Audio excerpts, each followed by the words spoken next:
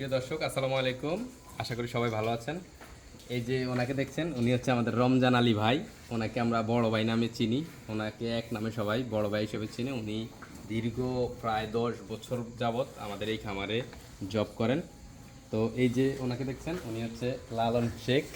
আর ওই যে দেখছেন না, মন খারাপ করে আছে, ওর নাম হচ্ছে রিয়াদ। ও হচ্ছে ডন, এই খামারের ডন।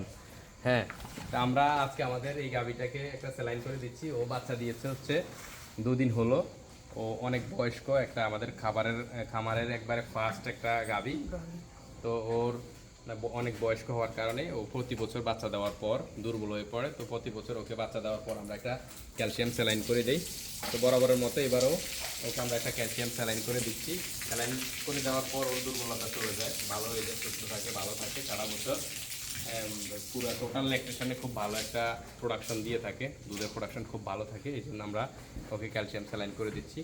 যাদের খামারে বিশেষ করে বয়স্ক গাভী রয়েছে, ওই গাভীগুলিকে বাচ্চা প্রসব করার পর একটা ক্যালসিয়াম স্যালাইন করিয়ে নেবেন।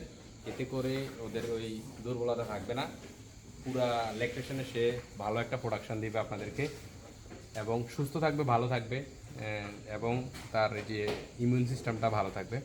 ধন্যবাদ, সবাই ভালো থাকবেন, সুস্থ থাকবেন। আসসালামু আলাইকুম।